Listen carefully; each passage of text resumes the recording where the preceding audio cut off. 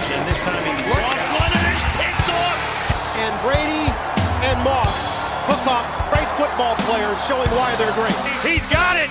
20, 10. He's got it. End zone. Touchdown Titans.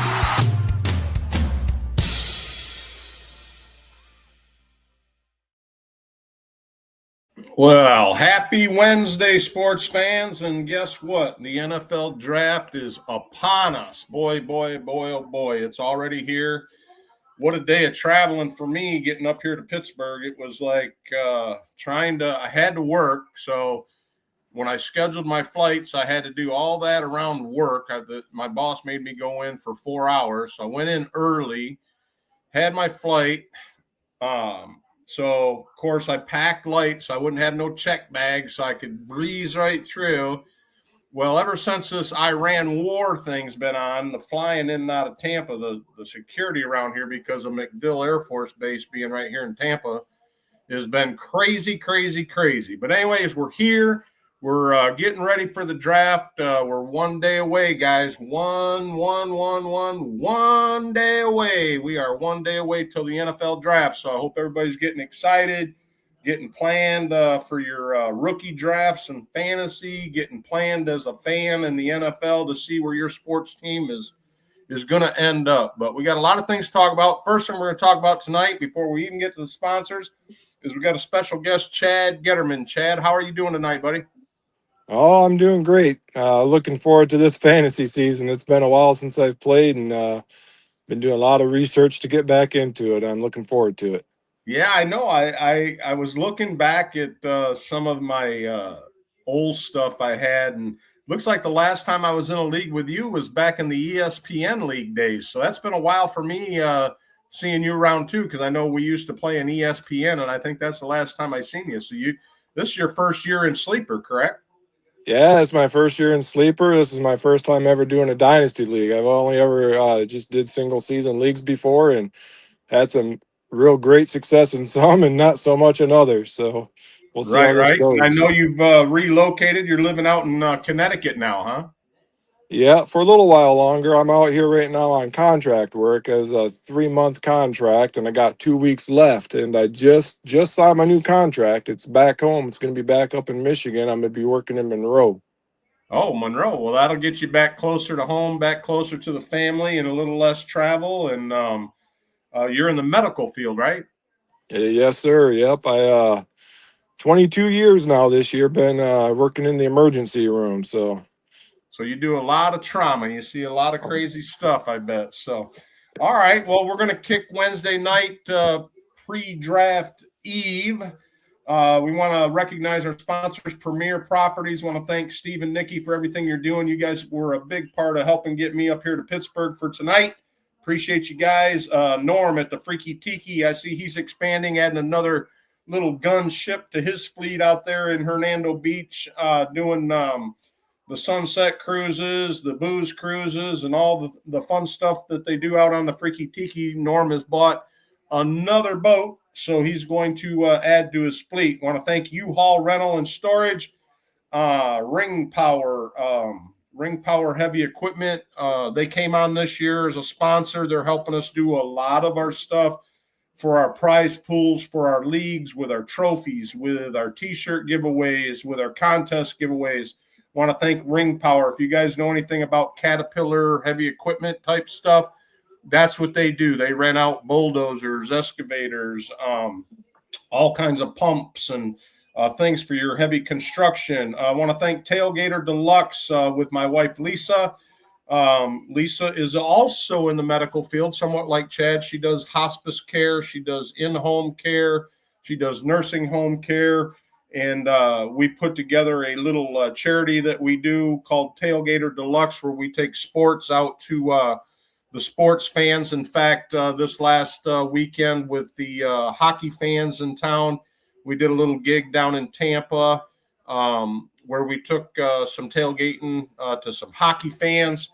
And speaking of hockey, we had a great night in hockey. And the Wings tied it up down there in Tampa at the Benchmark. And this was an awesome moment in the game. I don't know if you guys are into hockey or you guys watched any hockey this week, but Hagel, I mean, it was like this whole beginning of this game, the first period was nothing but fights and pushing and penalties and penalty box. And this little dude Hagel is like probably 6'8" inches shorter than this dude from the Canadians. And I mean, they went at it, and little old Hagel come across with a true blue right, clocked him right in the chin, man, knocked this dude right on his ass. It was a great deal. The Wings came out of it with a win and tied the series up. So now they move up to Montreal to play the next game. But the Lightning definitely getting back on track in the playoffs. Chad, you watch any hockey? Oh, I haven't in some years, but seeing that shot right there reminded me of the good old days with Bob Probert there and the Wings. Yeah, the Wings were good back in the day. I remember back when I had my business up in Michigan, we used to take a lot of customers. I used to have season tickets to the Red Wings, and we used to have a lot of fun down there to Joe Louis Arena. We used to have a good time down there. So kind of miss those days with the Red Wings being pretty prominent. They unfortunately, they did not make the playoffs this year, so maybe better luck next year. So the Lightning, while we stay on hockey for just a second, they didn't look good in game one. And the problem with the Lightning right now is they cannot stay out of the penalty box. I mean, they just keep creating this stupid penalty after penalty. And they got to clean that up. They got to clean up their, giving away these penalties. And then the other thing they got to get good at is the penalty kill. I mean, when the other team is in the box, they got to start taking advantage of it. The Lightning are way deeper than the Canadians. They got a better, front line. They got their first line is way better. They got way better depth. There's no reason why the Lightning shouldn't come out of this. But now they've struggled in the last few years. I'm going to be honest with you. They have struggled getting out of the first round of the playoffs. So it's going to be interesting. They set a pretty good tone at the benchmark. Let's see if they can carry that up into Montreal for the next game. Looking forward to that. One other thing local I want to talk about before we get into football real heavy is this baseball, the new Rays Stadium, the new ownership. It's so crazy what's going on, with all these politicians getting involved. Some say the taxpayer is going to have to pay. Some say they're not going to have to pay. They're getting ready to get together again to try to finalize this. They got to get this shovel in the ground on this new arena, which is supposed to be moving from St. Pete, the other side of Tampa Bay, in Pinellas County, where the Trop is right now, where the Rays play. They're trying to move the stadium into Tampa Bay, into Hillsborough County. And it's just been, the old Rays ownership could never get anything done in Hillsborough County. The new ownership is looking like they're really moving in the right direction. But I'm interested to see how these politicians really try to polish this off. Do they put the lipstick on the pig? Do they present it to the taxpayer? Is the taxpayer going to be on the hook? Is the ownership going to step up and pay the extras? Tampa Bay cannot lose from an economical standpoint, cannot lose a chance to have this stadium. I mean, we got people chomping at the bit. Orlando wants this team. There's investors in Tennessee that want to move this team to the Nashville area. So it's got to get done soon if they're going to be ready to move in 2029, somewhat like what the Athletics are doing out there moving into Vegas. So I really hope that if you're a Tampa Bay Ray fan and you're in Hillsborough County, that you guys get involved, go to some of these meetings, and let's try to get this hashed out, put these politicians on the spot, and let's get this thing moving, get the shovels in the ground. So enough on baseball. The Rays did win this afternoon. They played a 1:00 game, and they won one game out of the 3-game series against Cincinnati Reds. So that was great. I was listening to that earlier today on my 95.7 WDAE. Chad, you can listen to this. You put this on your phone up there in Connecticut. You can listen to these guys down here in Tampa. We got a great radio program down here, Tampa Bay Media. 95.7 WDAE. Got Nick Wise over there, Sam Cohen, Chris Mathis, T. Crass. I mean, Rock Riley. Rock Riley been around for a long time in radio. And these guys put on great local talent for from a sports, perspective. And they also cover national, but they're primarily Tampa Bay teams. But these guys they make it fun. I mean, it's just like the other day, as we got ready to come up here to Pittsburgh, one of the shows that's on during the day on 95.7 is the Dan Patrick Show. And while they were traveling to do the show up at the draft, they were off for a couple of days. We had to suffer through that 9 to 12 slot with 2 pros and a cup of Joe. I thought I was going to pull my teeth out. It was so bad. But I love the local talent. I look forward to listening to them guys every day. Nick Wise is a great dude. He, pretty much runs things down there, puts everything together. And I love their stuff. So if any of you guys get a chance to listen to that, you can look them up on iHeartRadio. 95.7 WDAE iHeartRadio app. You can get it on there and listen to it anywhere in the world. So great stuff there. And speaking of Dan Patrick, tomorrow I got a busy day. I've been invited not to be on the Dan Patrick Show, but to be on the premises with the Dan Patrick Show and be in the crowd. Got some tickets from Dan Patrick show to be at the Distillery Complex in Pittsburgh. Looking forward to that. It's going to be a great deal. You ever been to Pittsburgh, Chad? No, not really. Not Pittsburgh. I years ago when I was travel nursing, I worked up in Scranton, Pennsylvania a little bit, but never really spent any time in Pittsburgh. Yeah. Years ago, back when I had my trucking company, I know I always talk about it. It was a big part of my life, but I used to work for a company, PGT Trucking, Pat Gallagher Trucking. I was a pretty large outside contractor agent for a trucking company out of Pittsburgh called Pat Gallagher Trucking, PGT. And so I spent a lot of time in Pittsburgh. I mean, a lot of time. And so, I took a shot here. Where's it at? Coming in today on the airplane, it was a cool shot of the stadium. I don't know. Sometimes I think these airplane pilots, they kind of do some of this fun stuff on purpose just to kind of bring you in, or maybe it's coincidental. But anyways, Three Rivers, it's the old Three Rivers area. Pittsburgh going over the stadium where the draft's going to be tomorrow night. So that was kind of a cool little picture from the plane. So that was fun. Looking forward to it. Kind of get you geeked before you get off the plane. You know what I mean? Yeah, that's a great shot. It almost looks like you took it from a nice drone with a good camera on it. Yeah, that's a great shot. That was zoomed in off the old iPhone. It's amazing what we get done on iPhones today. And in fact, that's kind of how you're on the show tonight, is with your phone. Yeah, just my phone.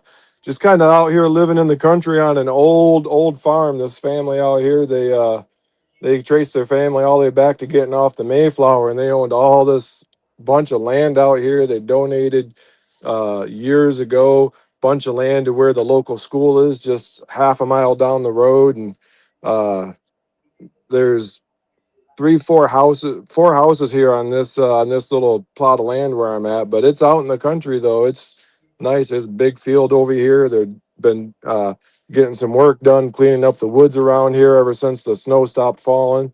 It's a little chilly today, but not much different than Michigan.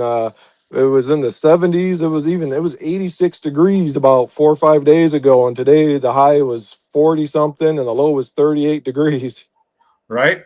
All right. So we're going to talk a little bit about the draft. Like I said, we got the draft coming up, tomorrow. One more day and we get to it. And while we got neighbors up in there, we're going to talk a little bit about what happened this week with the Dexter Lawrence trade to the Bengals. Now, Dexter Lawrence, sexy, Rexy, Texy, he wanted out of the Giants. I really don't know if this was over money, what this was all about. I really didn't get too involved in why he wanted out. I didn't think this trade was going to happen. I think this trade caught a lot of people off guard. And this really, really impacted the 2026 NFL draft. Because with this trade going down, the Bengals gave up their first round pick, which was the 110. This gives the Giants 2 first-round picks. They got their 5 pick, and now they picked up the 110 from the Bengals. This really impacts this 2026 draft from a standpoint of a lot of the defensive players that weren't necessarily going to fall to guys like the Tampa Bay Bucks and other guys. This really kind of shook the draft up, and I think it caught a lot of these mainstream media people off guard and really gave the NFL a storyline.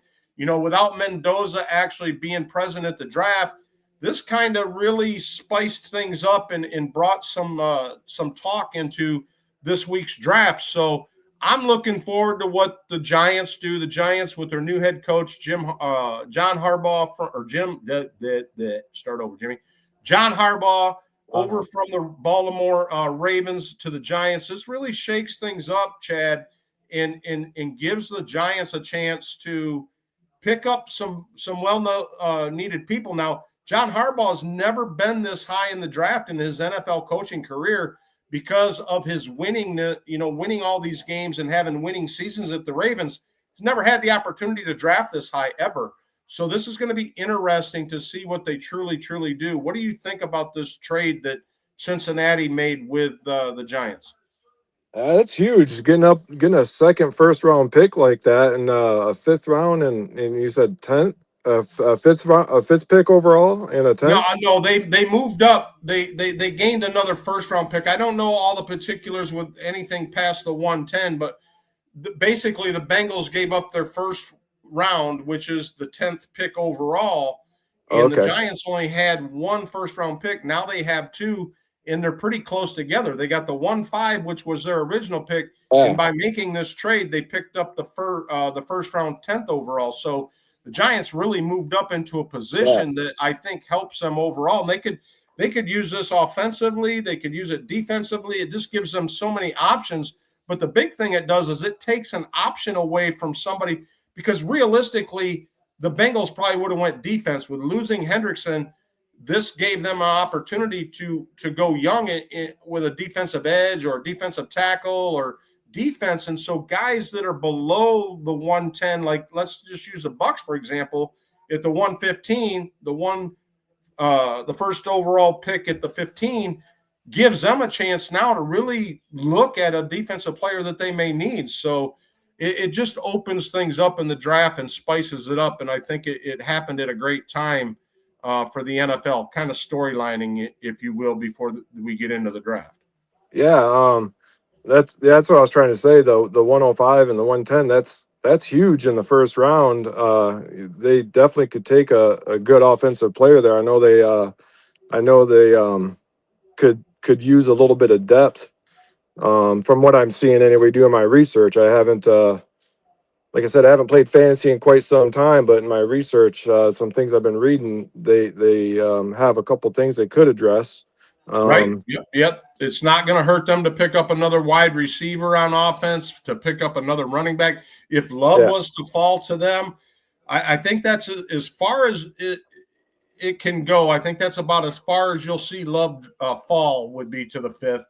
Now, I've got some really crazy insight on what's been going on. We're going to talk a little later about the Cardinals at the number 3 pick and what's going on there.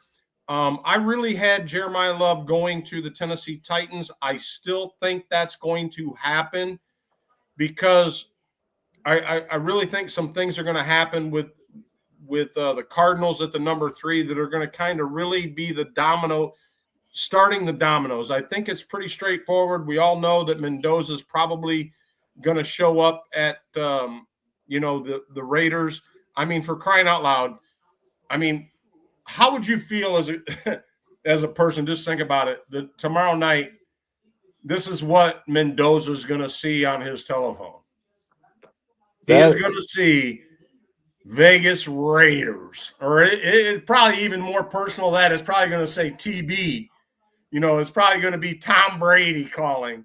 But anyway, just think if you're Mendoza and you see this on your phone as a college football player, as a young kid in your 20s, and you see this phone call on an NFL draft night. I mean, how cool could that be, Chad, to see your phone light up like this and say, oh, my God, I am really going to the NFL.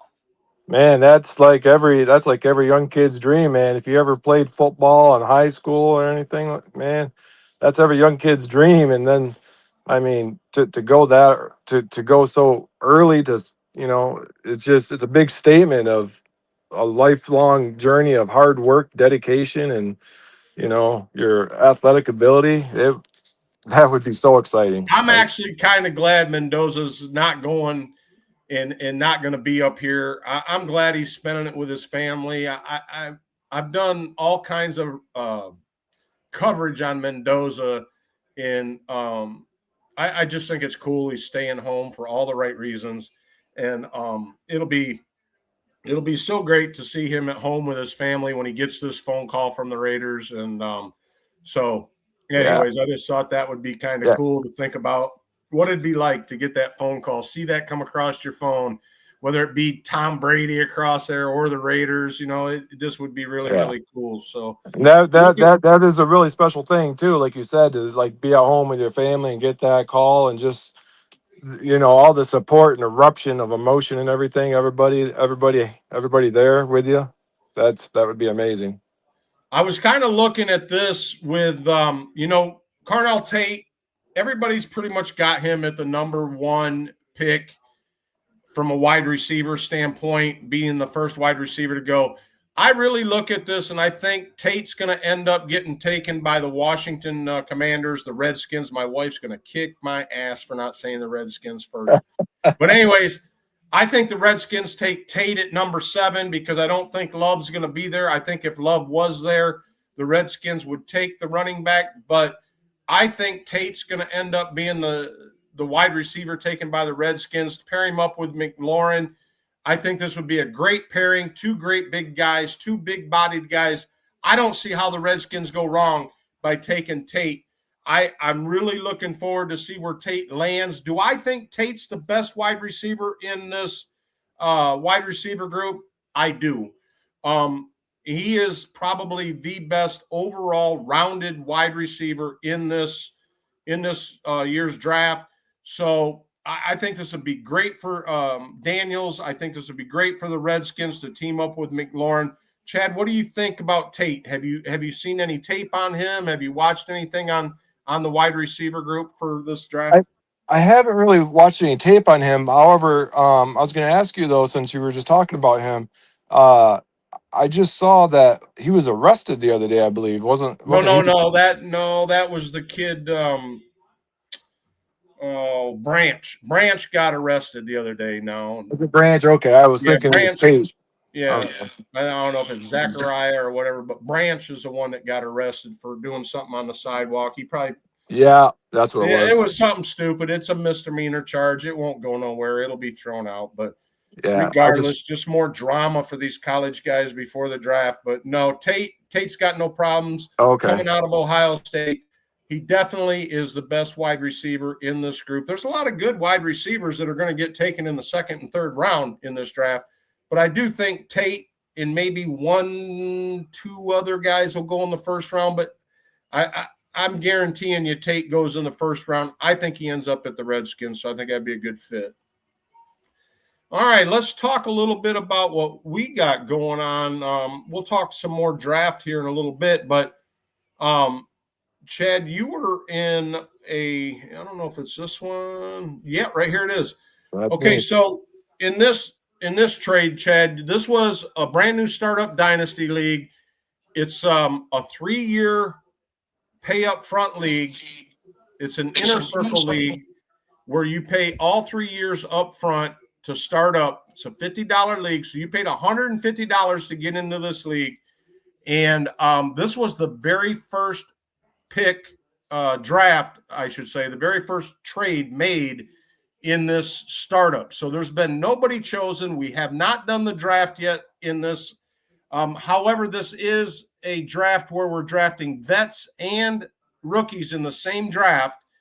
And this is the first trade that happened in this league, and you were involved in it. You're Master Lee 76, and you traded with D Boeing 89. Talk to me a little bit about who offered who this trade and how this go down. Did you offer him? Did he offer you?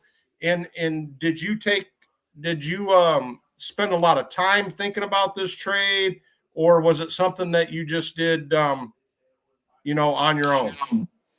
No, I did. I really thought about it a little bit, and it was a tough decision because to give up a second and third round pick I felt like that was big, but what really kind of made me really consider it really hard and ultimately pull the trigger is that gave me 2 back-to-back picks. So I got back-to-back in the first round, and then I have back-to-back in the 6th round, where I feel like, like it's worth upgrading that second round pick to an earlier first round pick and then having back-to-back chance at picking up 2 studs at whatever positions are available on the board at the time.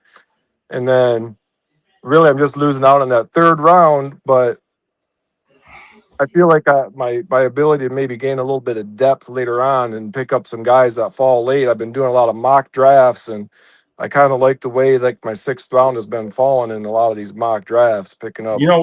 One thing to advocate this trade that you did that I was looking at is, number one, this is a super flex league. It's a league to where the bench is smaller than normal standard dynasties. So it's a little bit smaller bench, which is going to allow, a lot of value left in waivers. And another thing is, being that it is adjoined with a rookie draft and a vet draft combined, it really spreads the value out throughout this draft. So guys are going to have to really be cognizant of what they do overall, because, guys are going to be, they're just nature. They're going to take some rookies in these top 3-4 rounds. So your Jeremiah Loves, your Carnell Tates, your Sadiq the Freak, some of these guys are going to get taken in these top 3 rounds that is going to push the value down of some of these veterans that you would never see in the 5th and 6th and 7th round. So I agree with what you're saying, Chad, that the value you gained by doubling up with a back-to-back in the 6th was huge, not only doubling up in the 1st round. So realistically, I looking at your point, the other day when I first saw the trade, I was like, But the more I looked at it with the format of this league, and there's some other trades we're going to talk about that happened in this league. As we go on through the year, guys, we're going to be highlighting trades, highlighting stuff that goes on. That's what this channel's about. This channel that we're doing on YouTube, guys, I'm not looking to go national on this. I'm already national on my iHeartRadio. I could give a shit less if this YouTube thing goes in is huge. That's not what this is about. This YouTube channel is to support our leagues, our players. It gives them a chance, like Chad, to come on here, who would never get a chance to go on iHeartRadio, who would never get a chance to go on some of these other media things that I do. I am doing this as support for the inner circle, the DFS leagues, to give highlight opportunities to the leagues that I'm in, to the leagues that I support, and from a grassroots situation. So this isn't meant to get big. It's meant to do this, have fun, talk about these trades, and do this stuff. So, Chad, back to what I was saying, I think you gained a lot of value in the way you did this trade.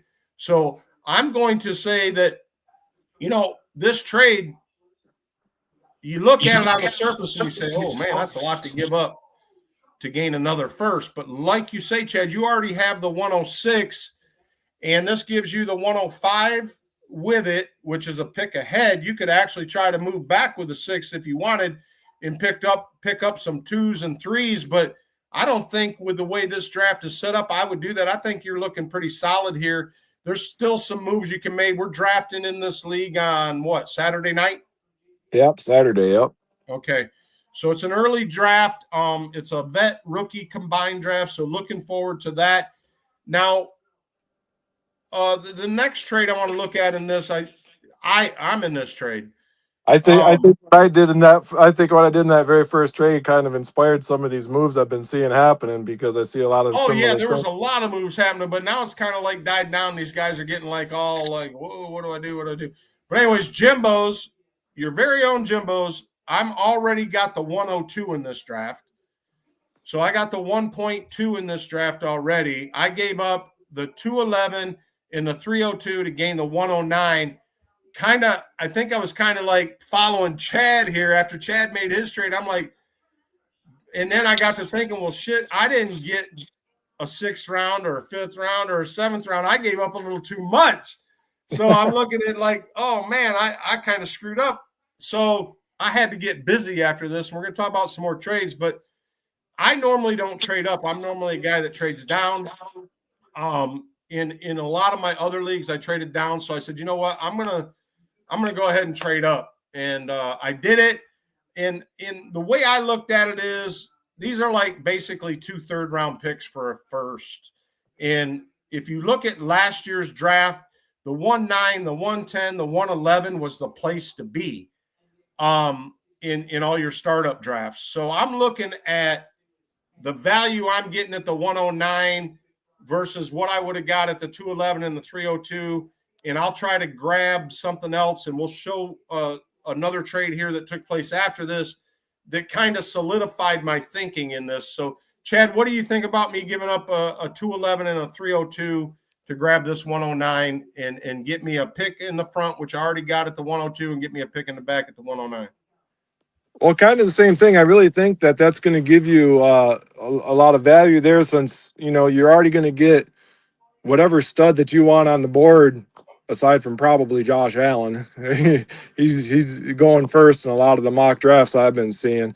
But, you know, you're going to get probably whatever stud you want there at 102, and you're going to get a chance to really hit another superstar, because coming back around by that 3rd round pick there's still a lot of good guys, but like there's going to be some separation between like the QBs by that point. There's some separation between the elite wide receivers at that point. Yeah, to me, it's really going to be interesting with the way this bench is so low on what guys do running back wise. Now, see, I've always, ever since I've been doing fantasy, I'm big into running backs. A lot of guys aren't. A lot of guys think that leagues are won with your quarterbacks and wide receivers. I think your leagues are won with running backs, but they're few and far in between with getting the steady. You know, you don't see the bell cows like back in the day when I was in fantasy.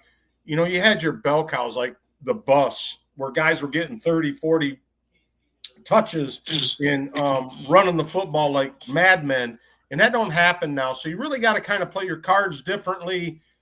You got to start guys differently if you're going to believe in the running back. But I still believe that a core running back, your Gibbs, your Robinsons, guys like that are key into success in fantasy football. And so with that said, here's the next trade I did. This is right in line with what happened. Okay, so you just saw me moving up, grabbing the 109, and then this cat, Thanos, comes by, which is a guy I play a lot of fantasy with. He likes throwing shitty picks at you. He likes throwing shitty trades. He likes to take advantage. He's like the guy that goes to the bar, sees you sitting at the end of the bar as a female, keeps feeding you with drinks, and all night long he's trying to pick your ass up. That's what this dude does to me. He's always like trying to color it up so pretty and give you something you can't resist, and so you jump on it. So, all right, so we know I gave up my 211 and my 302 to get the 109. So Thanos throws this idea at me. Oh, I want to move up, right? So I send him, okay, so we go back and forth. Finally, he settles on taking my first, which I know I'm giving up great quarterback opportunity in 2027.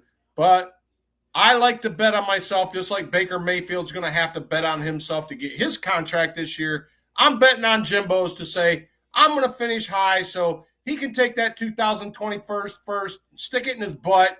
It'll probably end up being a late first. And I give him my 411. I grab the 206. And now I got 3 really good top 3 picks. So I lost my 2nd round in that first trade. I get back a nice mid-round 206. And now I'm looking good. What do you think, Chad, about this trade? Yeah, no, I agree. I'm actually looking at doing something very similar right now. I've been looking at trying to shop around maybe a high pick, my 1st round or something next year, for some value this year, with the same thought that with the way my draft stands right now, I've really been kind of liking the things that I'm seeing when I have been researching and seeing what players are kind of falling across those mock drafts and everything that I've been seeing. I'm liking my chances at good depth, and so I'm hoping to finish towards the top couple there in the league. And so if I trade away a first round pick next year, I don't think it's as big of a loss as it would be as if, if I have the draft capital that I have this year. Yeah, it's going to be interesting. And with now the way we still got a couple guys that haven't paid in this league. We got 2 guys that committed to coming in, so we don't know what they're really thinking because they're locked out till they pay. Because he likes to work with guys, first-year guys. I like to work with guys that are trying to pay a big entry fee. Big entry fees, $150. It's a lot of money to come up with and play fantasy football. So I trust some of these guys that I'm in leagues with. We let them get by. Their deadline is to get paid up this Friday. So I'm thinking they will. I got some guys on the back burner that said they want in. I got a waiting list for dynasty leagues for Inner Circle anyways. We at Inner Circle, the way we do our leagues, guys, there's guys in line to get into our leagues. We're not into this mass exodus of raking off the top and taking money. I'm not looking at volume and numbers. I'm looking at good quality guys in fantasy. I do a lot of research over my last 20 years of playing fantasy. I handpick the guys in our leagues. I don't just allow anybody into our leagues. I do a lot of research. I like active guys. I like guys that are committed. I like guys that are honest. I like guys that aren't trying to rake. I like guys that aren't trying to, have all these weird ass rules to where they end up taking your money. So looking forward to these 2 guys getting paid up on Friday, getting in here, because I don't know what their trade thoughts are. That's 2 more people that, Chad, you and I haven't had the ability to throw trades at. So I know you still got some more trades out there. How many more trades you got out you're waiting on? I have one offer from somebody that I'm probably not going to accept, but I've got I'm fishing around right now with 2 other players. I've sent some DMs to and things, and I realize I got to adjust some things because the format's a little bit different than what I expected. So I thought there was more trades next year than what more rounds next year than what there actually are and things. So I've got to adjust. Each rookie year will have 3 rounds, first, second, and third. So you have a first 27, a second 27, and a third round 27. That's what you can trade in 27. And you can also trade your 28s. Those are available to you trade too. That's why we do it the way we do it in our dynasties. We have everybody pay up front for all 3 years. So you can trade away. You can trade your 26s, your 27s, your 28s, and not have to worry about coming up. I don't have to chase your money when you trade. I don't have to watch what you trade. In a lot of these leagues, guys say, trade as you use your picks. Screw all that. I'm not into it. Pay the 3 years up front, trade away. Let's have a good time. And then we'll revisit where we're at in 2029 going forward. So a couple other trades that took place. Thanos, again, that was the one with me. And then let's see here. One other one. Thanos. What the hell is that one? Oh, this is one. I was getting confused because my 302 is in there. But he made this trade with Cathalogolus or whatever it is. Thanos took and traded his 107 to Colothus, who already had my 302. And so Thanos got 2 third-round picks for a 107. Now, that's a pretty stiff push. I don't know if there's enough value in a 302 and a 309 to give up what he gave up ahead with me prior. Well, so he's probably got my second. He's got my second 211. I think right now he's got nothing in the first or second as of it stands right now. He's got 3 third-round picks, I believe. Well, didn't he gain my 211 though? I don't have it in front of me, and I don't have my notes up here in Pittsburgh with me to look. But anyways, so there's a lot of movement. There's a lot of guys doing a lot of things, and this is going to be an interesting draft. So I'm actually looking forward to it. I hope some of these guys get off their ass and make some more trades because I need some business. So like we always say, think about what you're going to buy, you're going to sell, you're going to trade in fantasy. Right now's the time to do that, guys. It's like you got so many. There's still free agents out there. You got Najee Harris out there. You got Deebo Samuel out there. You got Diggs out there. You got you got the A.J. Brown trade getting ready to happen. You got a lot of movement. Now's the time to be thinking about what you're going to do. Don't wait till these drafts are over, guys, to think about, oh, I should have done this, I should have done that. Get them now while everybody's like not knowing what the hell they're going to do. Now's the time to make your deals. Make your deals. Shake your hands. Make these trades happen and get involved. And, guys, that's what makes fantasy football so fun is being involved. I got some of these leagues I've had for 6-7 years that are getting so stagnant. It's like, here's an example. I'm in a lot of Devy leagues, okay? And I've told you guys that, right? I got these commissioners in Devy that these guys are, because they lose 2 or 3 players that leave and they got orphans. They want to nuke the goddamn league, and then you look 2 weeks later, they're starting a whole goddamn new C2C league. And it's like, spend the time building the league you got. Make it appetizing. Get involved with your players. Be active. I mean, some of these commissioners, you can't even get a hold of these goddamn guys, and it's like, I'm done with it. I'm done. The leagues that aren't active, I don't give a shit if I've already paid my 2026s. I'm done with it. I am done playing football with guys that don't want to have fun. I am done playing football with guys that don't answer their DMs. I'm done playing fantasy football with all these guys that sit around. They want to try to just score in 1 year and then dump it in the next. I want guys that are going to be active and want to play for the long haul. So if you guys aren't that, don't join Inner Circle, because I promise you it'll be a short ending. I don't have the patience for orphans. I don't have the patience for non-active people. I will dump another 25 out of my 300 leagues.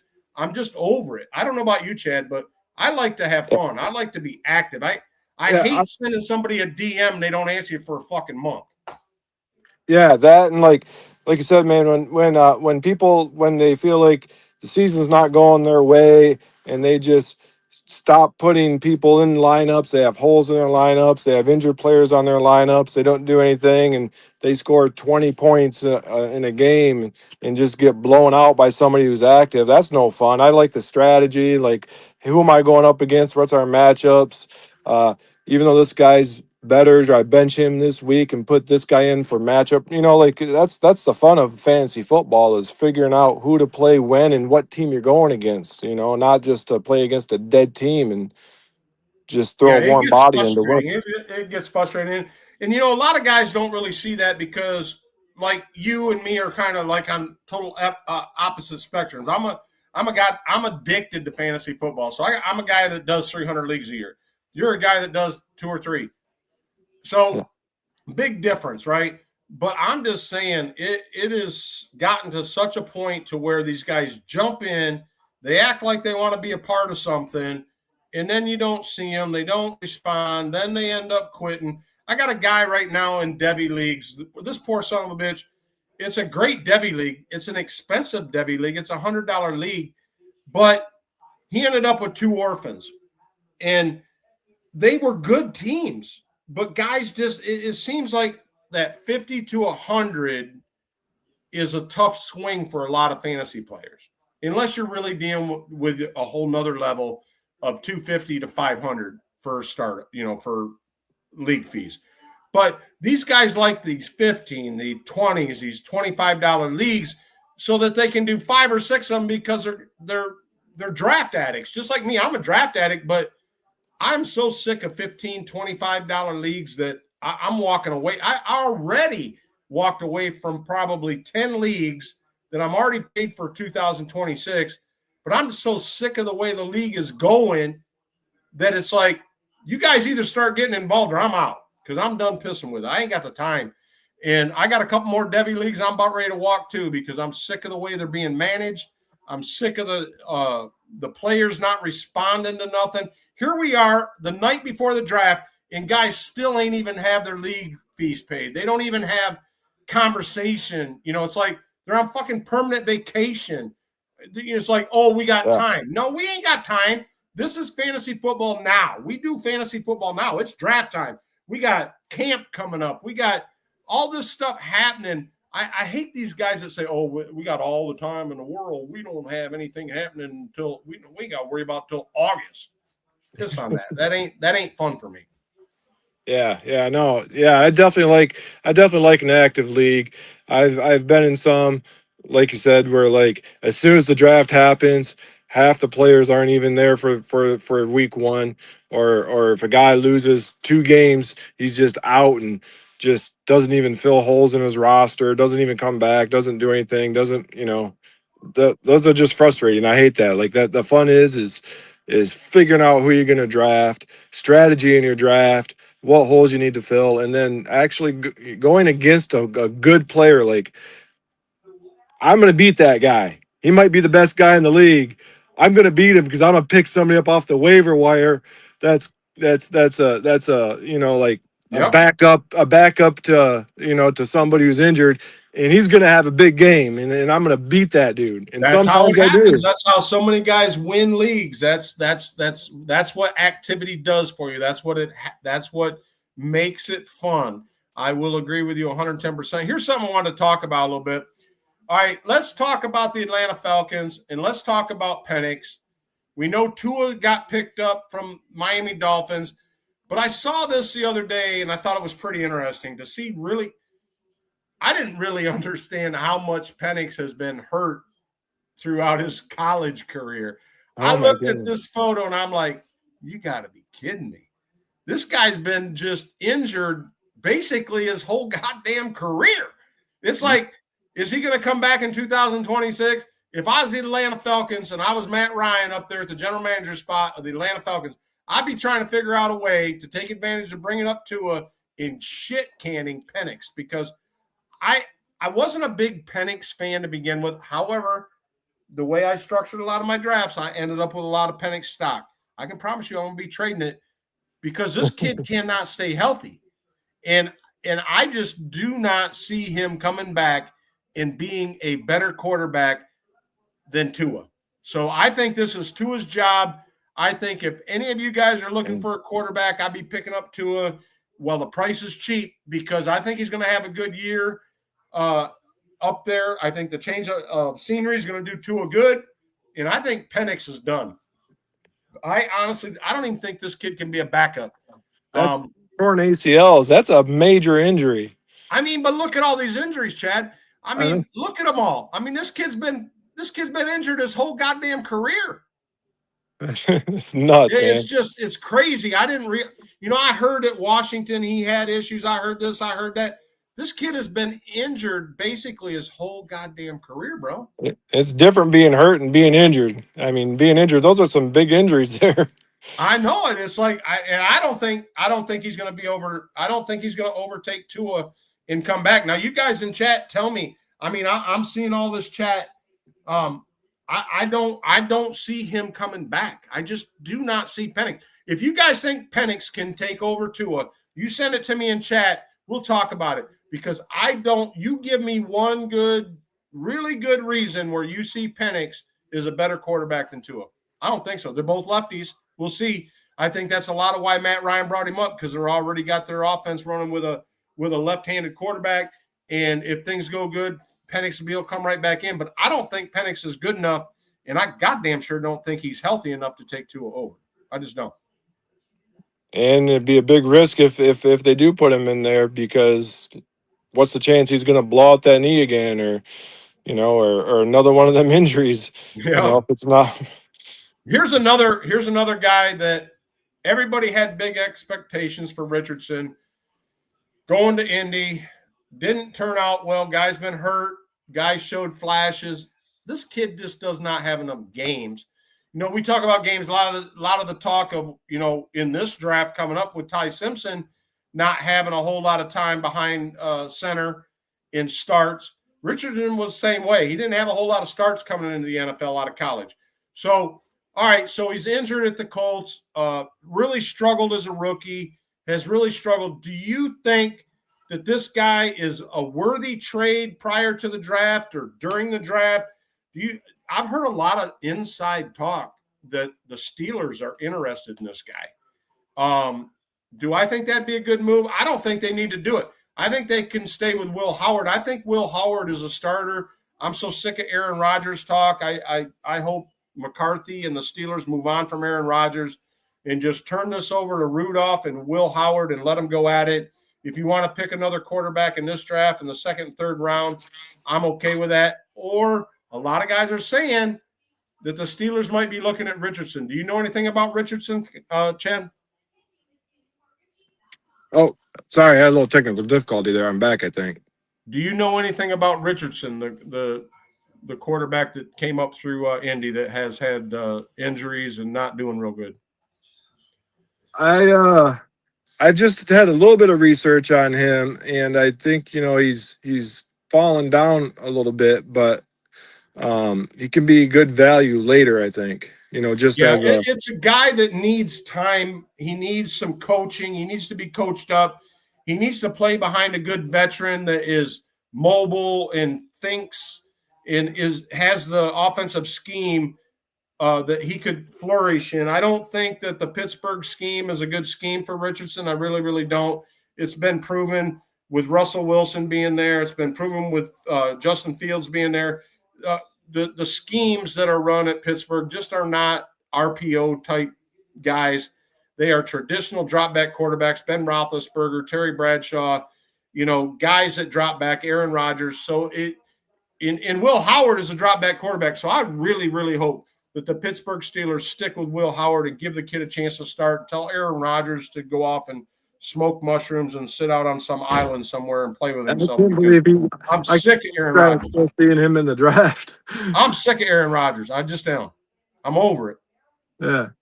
What about you? You like Aaron Rodgers? Never really did. I mean, I'd pick him up years ago in leagues just because he scored a lot of points, but as a player overall, like not really. And as a player, I can go ahead and accept it as a player, but as a person, the guy is trash, man. And he's so old. I'm so sick of him. And he's so old now. Like 42, 40 something, yeah. Yeah, 42 years old. He's nobody I'm going after. Yeah, I think McCarthy's making a mistake. I think they ought to just stick with Will Howard and Mason Rudolph and maybe pick somebody up in the draft and let's start a new chapter. For Christ's sake, their ex-head coach did. He's already got himself a brand new contract with NBC to be playing. He's going to be a commentator. Did you see that? Mike Tomlin's going to start being on TV. I didn't see that. No. Yeah, Mike Tomlin. Yep. He got himself a TV gig, so that's going to be a good listen. And then something we got to talk about that Inner Circle does, guys, and it's so funny because gave these guys the opportunity to be in this contest that we do in all Inner Circle Dynasty leagues. The one league that you're in, Chad, this new startup will get this information after the draft. But all of our other Inner Circles, except the one that has not drafted, Gold hasn't drafted yet, the Gold League, which Chad's in, we will be offering you guys this contest too. But the only two that entered the contest in the Diamond League was Nerf Herder, and this is a draft contest we do to where you pick the player you think or the player you got to say what team you think he's going to go to in what round. And so Nerf Herder filled his out. He's got Ty Simpson going to the Arizona Cardinals in the first round. I think a little differently than the way I did it. He's also got Jordan Love going to the Tennessee Titans. What's he got here? He's got Carnell Tate going to the Cleveland Browns in the first. He's got Sadiq DeFreak going to the Panthers in the first. He's got Mesidor, defensive end, going to the Baltimore Ravens in the first. And then you have to pick who you think is going to trade up, who's going to be the first trade to trade up and trade down. He's got the Cowboys trading up to the Cardinals in that. And to give you another outlook, this is the way I had it set up. I think Ty Simpson, obviously, if you look at the way Nerf Herder did it, he must think the Dallas Cowboys are going to cut a trade and move up with the Cardinals. I think the Tampa Bay Buccaneers are going to move up, and that is a big reach. That's huge. I mean, Jason Light does not move up, so I'm probably whacked on this pick, but I just don't see another way that I really think that Ty Simpson is going to go in the first round. And, Chad, the reason I say this is, okay, so the number one quarterback in this draft, Mendoza, is not going to be present in Pittsburgh up here. Not going to be here. You tell me why they invite Ty Simpson to be there as an invite if he's not going to go in the first round. They are not going to sit this kid in the green room for 2, 3, 4 rounds. And Ty Simpson, let's not forget, was offered almost $7 million a year NIL money to play for the Miami Hurricanes, and he decided to enter the NFL draft. At a backup quarterback, he would have made more to stay at the Miami Hurricanes at $7.5 million NIL money as a college football player, just like Carson Beck just did. But somebody has committed to him in the NFL. I really, really got a gut feeling on that. And I really think Ty Simpson is going to go in the first round. So the reason I made this pick that he's going in the first round to the Cardinals, I'm looking at the picks. There's only 2 teams that I think would take Ty Simpson in the first round, and that's the Jets or the Cardinals. So if you look at the way the lineup is in the picks, in order for the Cardinals to protect themselves against the Jets taking him first is by getting a 15th round pick, or should I say a pick ahead of the Jets 16th. That's what I'm basing this chosen contest on, is Simpson going to the Cardinals at the 115. Now, they may trade that back away, and I think the Bucs are so bent on getting a defensive end that they're willing to trade up to get a guy like Bailey or Rivas to get this defensive end pick at number 3. That's why I did that. Jeremiah Love, I've been all year long, all offseason long, saying he's going to the Tennessee Titans. I think Jeremiah Love is going to the Tennessee Titans. Where do you think Love ends up, Chad? Yeah, the Titans are probably a good one. A good pick for that, I think. I mean, running backs normally don't go in the top 10, except your generational picks, and I don't think he gets past number 5. So if he doesn't go to the Titans at 4, I can promise you the Giants are going to take him. Yeah, and he's huge talent coming up this year, coming up into this draft. He's a huge talent coming into this one. All right, so moving on to my number 3 contest pick, Carnell Tate was where we had to pick where he's going to go. I think he's going to the Redskins. I think that happens in the first round.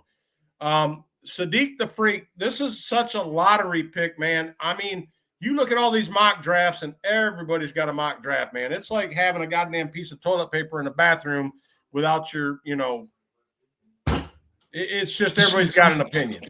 So Sadiq, the guy is a freak. The guy is the best tight end. I think Stowers is a good tight end too, but we'll talk about that later more. But Sadiq, all right, a lot of people had mocked Sadiq going to the Bucs, and I think that would be a great pick. I'd support 100%. But I honestly really think that Jason Light, Todd Bowles, and the Tampa Bay Buccaneers are so hung up. I don't think Sadiq goes. I don't think he's going to go to the Bucs. I think the Panthers grab this dude in the first round. And if the Panthers get Sadiq the Freak in the first round, I honestly believe the Panthers have put themselves in position with their free agency offseason moves that they made, which were way better than the Bucs, way better than the Saints, way better than Atlanta. I'm telling you what, Canales and the Panthers have put themselves in position to have the best offseason. We'll see what they do in the draft. And if Sadiq goes to the Panthers, I put the Panthers being the divisional champions. What do you think, Chad, about the Panthers and Sadiq? Well, my question to you is, if Sadiq does go to the Panthers, where would you value him at in your fantasy? In your Okay, fantasy, so in all a right, type premium league, where would you value him at I'd against? put him at great value for a couple reasons. I think, okay, I'm going to be honest with you.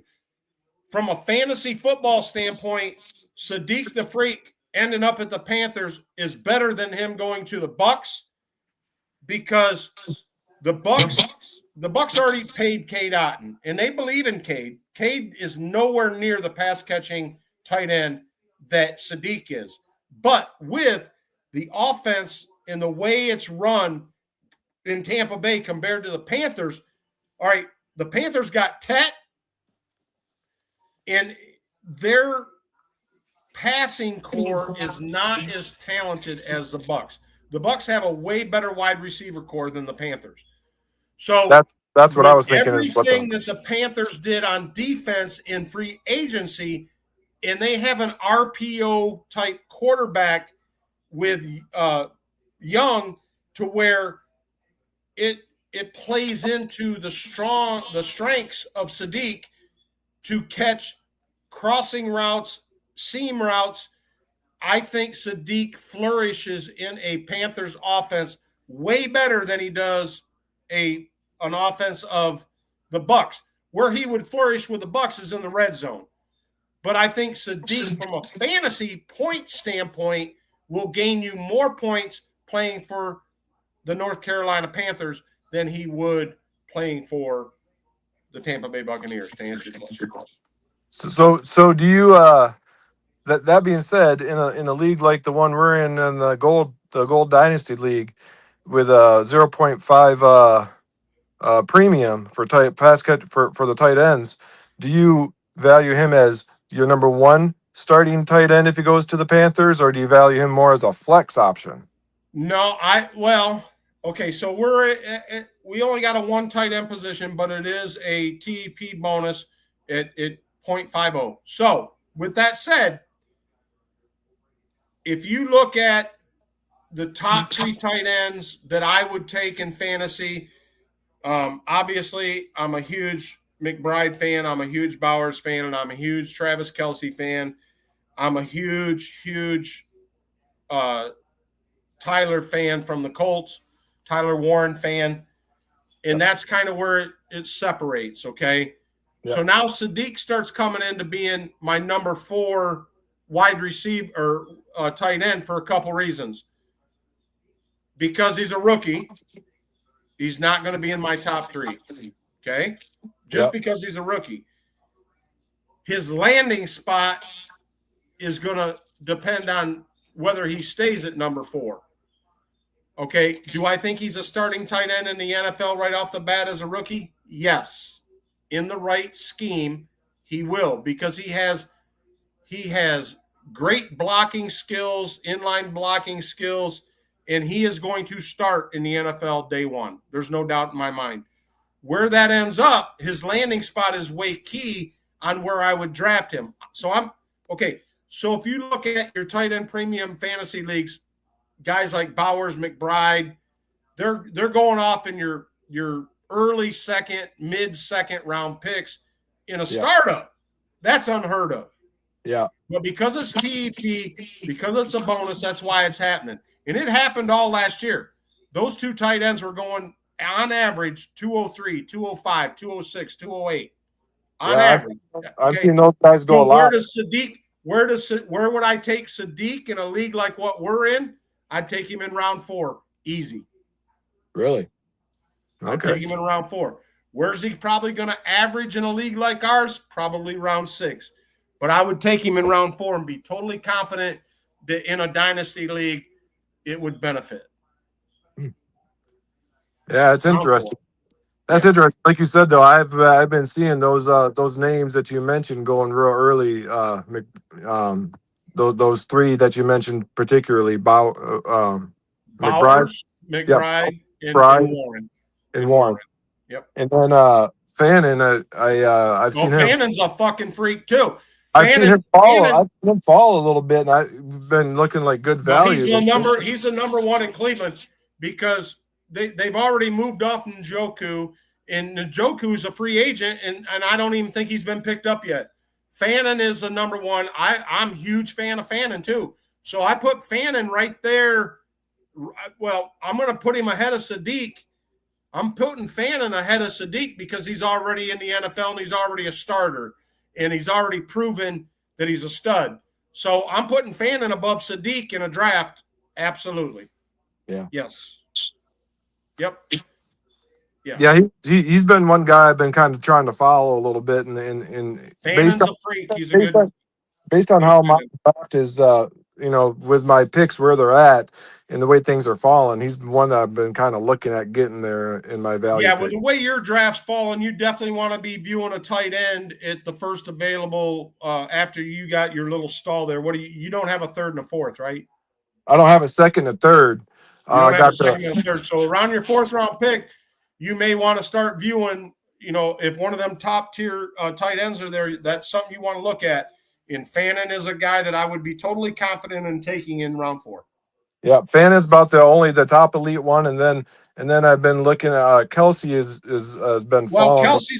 Kelsey's going to retire after this year. Let's face it.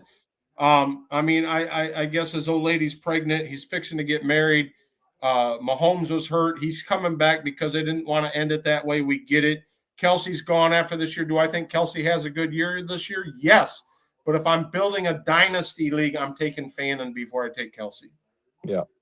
And that's interesting. I didn't know I didn't know a lot about Sadiq until we just went through that now. So that's a right. I'm taking Fannin before I take Sadiq.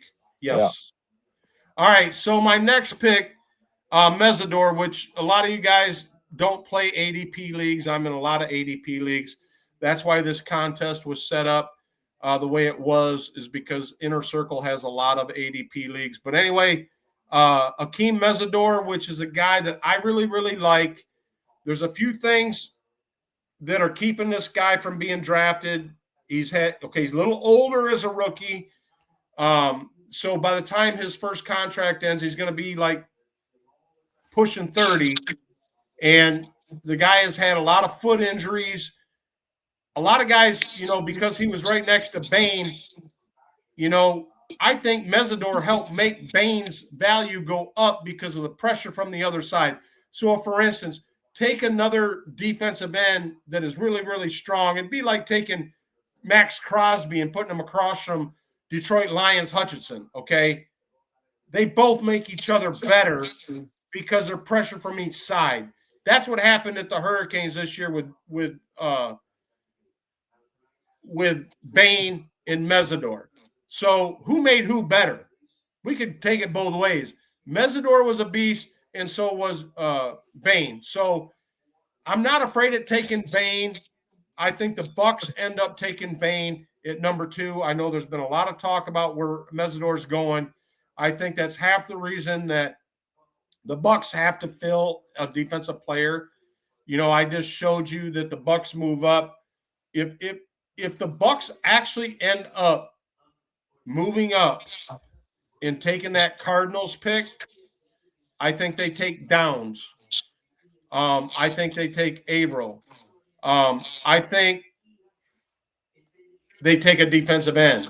So that still puts me at Mesidor at round 2 for the Bucs, is why I swung for the fences on this contest with my picks.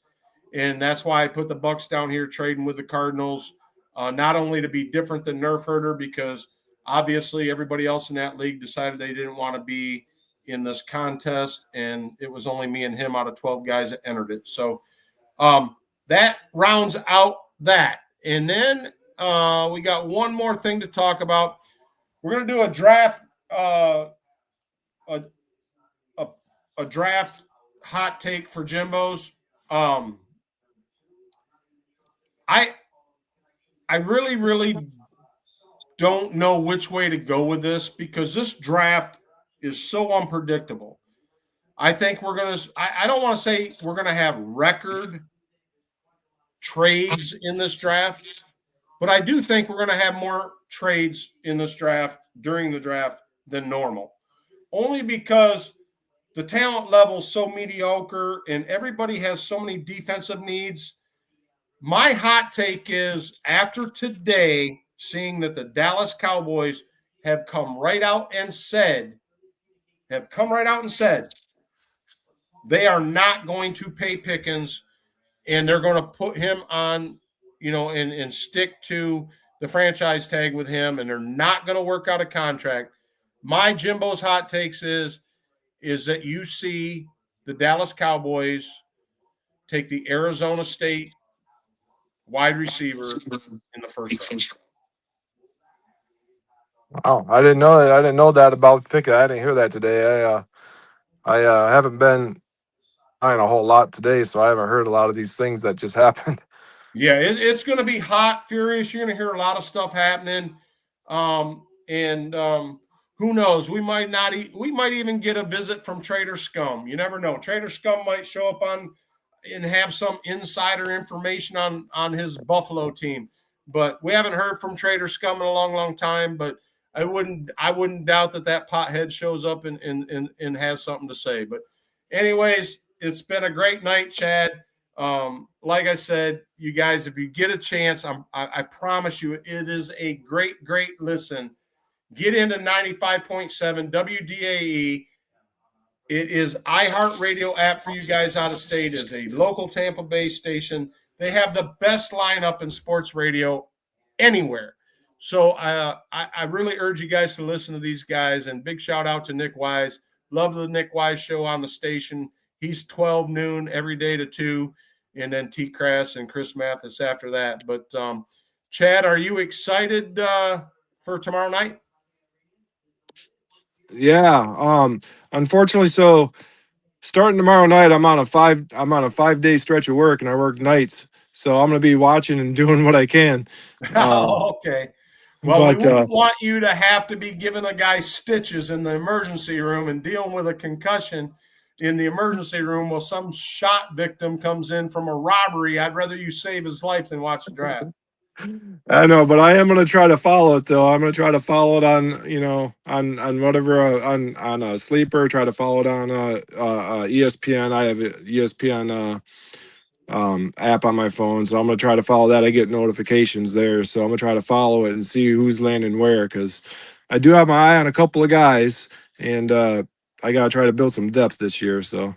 Yep, we'll check in. I'll be at the Dan Patrick Show tomorrow at the Distillery Complex in Pittsburgh. So you guys that want to check in with me, look me up there. I'll be at the Dan Patrick Show tomorrow morning from 9 a.m. until 12 noon. That's where I'll be spending my time, up in the cigar bar, grabbing me a nice bourbon, hanging out with the Dan Patrick guys, and doing the show up there. And then we got our draft this weekend. Looking forward to that with the Gold Dynasty Inner Circle League. So as we wrap up our last Dynasty League, Chad. So thanks for being on the show. Had a great night. I know we went a little over tonight, guys, but you know what? It's been a great show, great fun, great time. Chad, have a good weekend, and love you guys. We'll see y'all later. Jimbo's out. Thanks for having me.